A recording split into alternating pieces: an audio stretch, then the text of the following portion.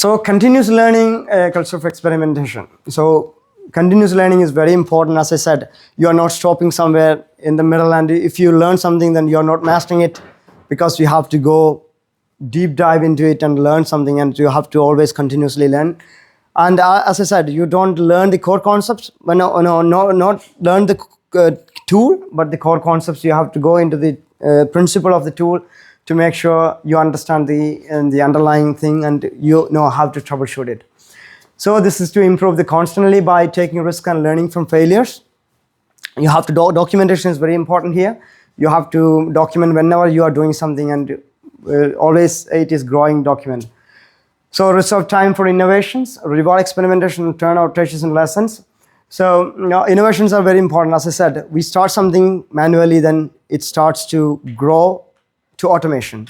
So when you find that there is a room for innovation, so that's why we do the operations part. Most of the time we are idle, but we have to improve ourselves, that we have to go to better solution for the customer. So why matters? So no learning is a stagnation. So Google's 27 time led to Gmails and ads. Don't know when I was written that. So the summary is flow fast, feedback fast, and always learn. All your DevOps is just a fancy. That's actually the thing which you have to understand. Always you have to make sure you are learning quickly and you are learning fast, not just learning time. Don't consume the time for learning. Always have to do it in time. You can rely on GPT or learning platforms, YouTube, Udemy or something. You can take your own course. Certification doesn't matter. You don't have to certify on something unless you are mastering it. I mean, I always say, if you know something, you have to practice and experience it. Otherwise, you will be, for example, if you are an AWS certified, there are like too many questions available on the market, which is already asking frequently, and you can by heart it everything. I mean, 700 questions or something. But probably you will pass it. But consider this way, you pass the subject and you're going to a market. You got a job at Accenture. So you are now in Accenture, you are in a lead position because you have certifications. And consider this way, you are assigned to a project and the client is asking, we have a problem at AWS. And the AWS problem, we have to mitigate it very quickly because the customer is complaining. So probably we'll get some 15 minutes time to mitigate it.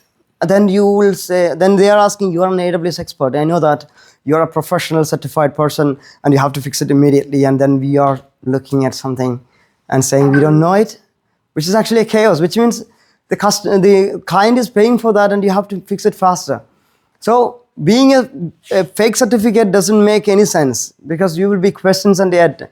Otherwise, you have to learn it within the project. You have to understand why it is important. So that's why AWS certifications are very valid, because it is based on use cases. It says a customer is coming to us and they have, for example, Netflix is coming to us and saying, we have a movie repository. We have to make it available to customers in a real fashion and make it fast. Then we don't know anything about networking. We don't know anything about CDN. We don't know anything about AWS services. Then it is a problem because we don't know how to pick the elements, cherry pick it and integrate it. That's where the problem comes in. That's why the DevOps engineers are highly paid professionals, because they know how to, they are actually solution providers. That's where they're called. So the flow orders from the code move quickly from kitchen, for example. And the orders from the table goes to the kitchen and the chef makes it. The feedbacks, the waiters comes with the feedback and saying this food is not good, and then they are recooking it, making it better. The learning chefs will make, okay, the recipe is not good, then they are changing the recipe for a better one. Thank you. So the learning roadmap, I always recommend this way, the 4 phases, which is a good practice for you if you are following this way too. Nothing is starting from a top-notch thing. We always start from learning. The first thing is IT fundamentals. So you have to understand how the IT components works, how the Linux works, the networking, DNS, when you need a scripting language. I was working in a company and then there was a person who was learning bash scripting. And then we asked, oh, you know bash scripting, you'll get paid well. But he don't know why he is learning bash. At that time, the technology was reading and everyone wants a bash scripting a professional, and he was learning something, but he don't know why he is learning. That's actually the problem. It is actually a bottleneck when you are learning something. You have to understand we need a solution, and we have to ask ChatGPT what are the solutions available for this problem. Then they will give a bunch of tools, and you can pick it based on your. So Bash is actually a Linux compliant one, which means if you're writing some Linux commands, Bash is the best one. It is writing in Python. Python will work, but you have to write a number of codes extra. Bash doesn't have that, but Python have extra features like computational powers. It has Python is best. So these are the building blocks of DevOps work. So you have to understand the fundamentals. You have to understand networking. And then comes to automation and version control. You have to understand how the Git, why it is used, and when to write it, and how to manage the code in Git. It is actually the repository. You can publish it, and you can show that in your CV and say that I have developed a project. Then a professional who is looking into it can see that you are a good developer. So the Git for collaboration, you can invite your project your friends to collaborate and contribute to the code. As you know, that Linux kernel is the biggest project in the world, open source, which is the contribution is coming from everywhere in the world, which is actually the growing community every day. The commits are making. So it's so you have to understand how the collaboration environments and what are the problems making a silos.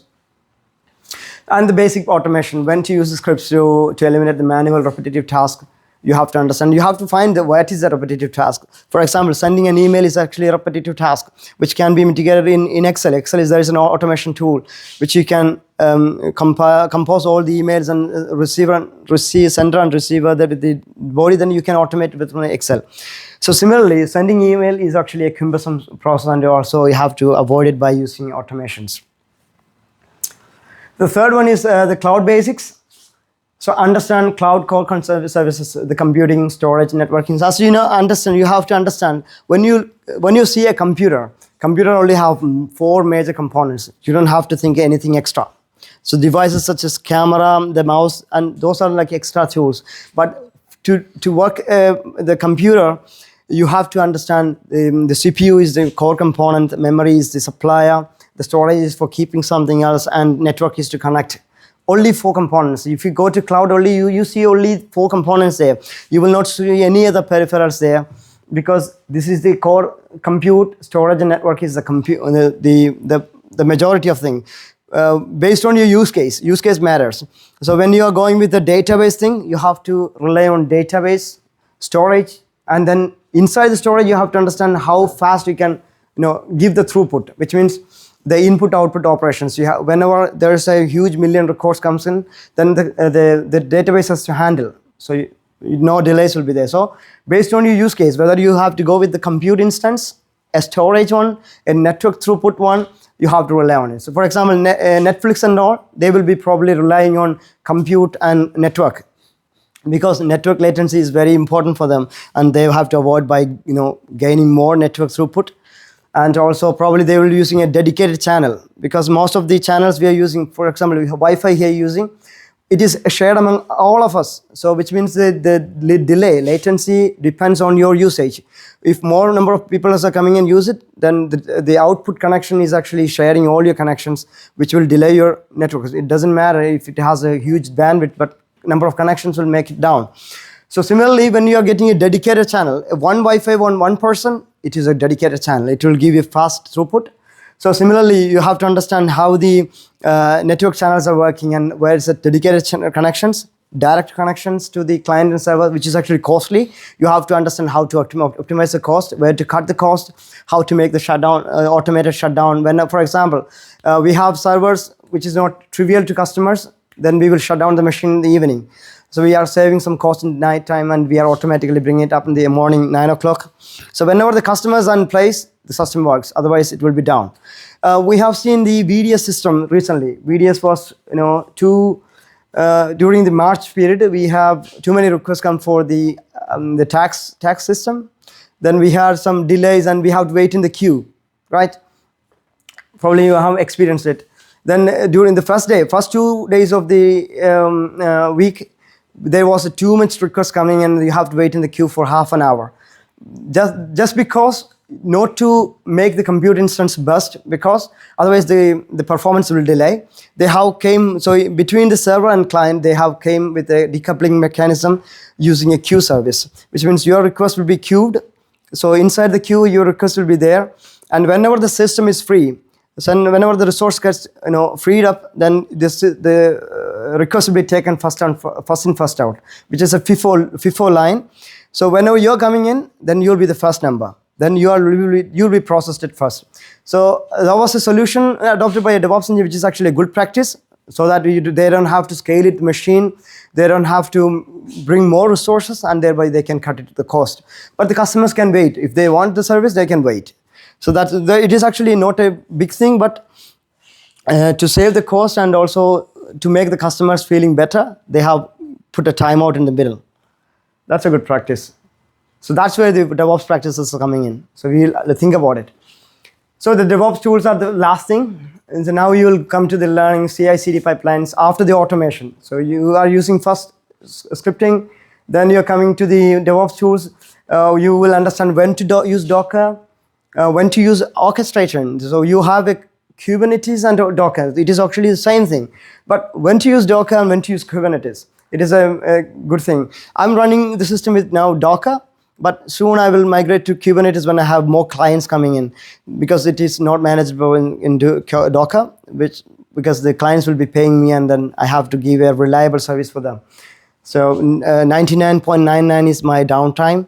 No, uptime, and probably they'll be having 10 minutes of downtime in a month. That's actually the calculation. So we are quickly mitigating the problem because we are engineers. No questions so far? Yeah? Good. Thank you. You can write down the questions if you have anything, use cases or something.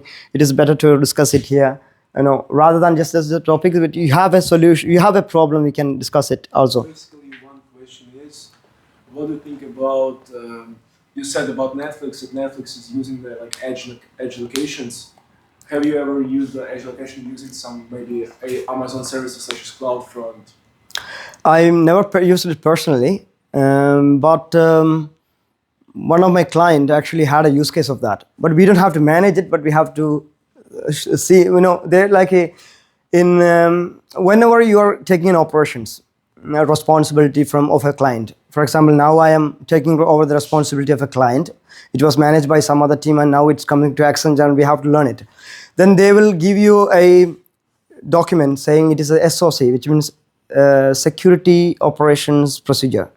Or something like that. There's an operations procedure. So within the operations procedure, they'll be having a bunch of checklists. So we have to go through the checklist and we have to give the explanation to that. So it took 2 days to complete the document along with 3 other people, and I was the lead, and I am the technical lead of the project. Then I have to answer also all of the questions. There will be managers, there will be project leads, and so even client will come. Then they will ask you the things. For example, are you using CDN? Then I will say, okay, then my project is not requiring it. Then I will ask my client whether you need a CDN or not. Then if you need it, then we can deploy it. So which means we are discussing. So then we will say that it is actually costly, but you can save some time. Then we have to understand when to use and what to use. So during this SOC, they will be asking all about the AWS tools. It was in AWS. And AWS tools, we have to understand, we have to go and check whether it is encrypted, whether it is load balanced or have availability. So CDN is not used, but CDN is using, I can say CDN is using an object storage. If you have heard of S3 bucket. So similarly, it is, for example, if you are, consider the data type of a file. The data types available, strings, list, integers. It is very important. That is the foundation of any programming language and any concepts. 70% of a programming language is data types and data structures. So if you come to the blob data types, like files, images, musics, for example, Netflix is as a blob storage, which means they cannot store in a EBS, which is block storage, which is a disk. They need something called an object storage, which means it is not stripping. It should be as an object, not as a stripped package. So you have to understand which one. You don't have to use the EBS because it is very slow and it is not performing well. So that you have to understand, you have an S3 bucket and you have to secure it by publicly giving a public sign domain. So, and then integrate with the edge locations. Wherever the service is required, then you are making an S3, because S3 bucket is global. So which means it is globally available and you don't have a region for that. So these many things you have to understand. You have to go through these things and you have to understand that S3 bucket is the best option. There is a key to understand in S3 what kind of like permissions to use, like the archive ones or fast access or some like Which standard one. Which use case? Standard tier. Yeah, depends. For example, if your data is very valuable and you know the customers are demanding for that, then you have to make sure it is available, highly available, which means you have different availability zones, which is actually costly, which means you're tripling the infrastructure. So and then also, if you think the data can be retrieved maybe tomorrow, then you can go to Glacier. So which means the retrieval time is 4 hours. So if you give a request now, it will take 4 hours to complete the request. So then you can say the customer, you have to wait this much time. But if you're, for example, if you have medical data, probably medical data for some students, and the students can wait for some time, and they don't have to get it immediately. So then they will give you a request now. Okay, I need the data from this date. Then we will give you the request, and then they will download the data and they will send to you. So Glacier is the best option, which is cheaper. But going with the performance and high availability solutions, it is costly. So that's why you have to do the architecture properly, when to use which solution. Use case matters. You have to ask the customer what you're demanding, and we have to architect the solution. And then again, once the architecture is completed and deployed, then you have to optimize where the cost is leaking. The leakage we have to find, and we have to shrink the data. Probably the data size is very huge, and then probably you have to back up. But that matters on the certification, because understanding of S3 tiers, that's not really covered in a practical part, I assume, but maybe I'm wrong. Yeah, you're right. I mean, no, I'm saying, writing the certification and getting a certificate doesn't matter. But preparing for the exam, you will understand a lot. Probably you will go and fail, but it doesn't matter. But you have understand something, and then you will come back and feedback. The loop continues, the continuous learning, and then you will study again, and you will go back at the next time. So certification costs money. That's why. So whenever I'm not a professional certified one, AWS. I'm not interested to go with certification. Or now I am associate professional. When I started the career, we have to prove something. But now I don't have to prove something, so I am not going with the professional one. But the technologies are growing, and I have to find more ways to learn something new. So I probably have to take some course, because I recently came to know that there's a feature called AWS Amplify. You heard of it? And Amplify is exactly the right the architectures which are already developed. I have an architecture which is in my pocket, which I thought that was a problem, and I have made the architecture, and I have shown and demo to a client, a technical person, and saying, oh, this is the same as Amplify. Then I came to know that there is a feature already deployed in Amazon, which is the same. So similarly, so you think about a problem and you start finding the problem. Now, recently I traveled to Germany, and I found there is a problem in booking. So within the hotel management system, there is a problem. Then I have to identify which problem. Then making a solution, probably I can release a new project for them. So that's the thing. So understand, I'm not saying you have to go and learn all the cloud technologies or all the cloud providers, which means Google Cloud, Alibaba, Amazon, Microsoft, all are using the same underlying architecture. Everything is the same, but name matters. Only the name is varying, and probably the interface matters. But if you know for example, if you wanted to deploy an S3 bucket, you only have to give a name. Yeah, that's the only parameters you have to pass. If you go to any cloud provider, this is the same thing. Doesn't matter. So then I probably will ask, do you know AWS Cloud? Then I was hired to this project in a German project.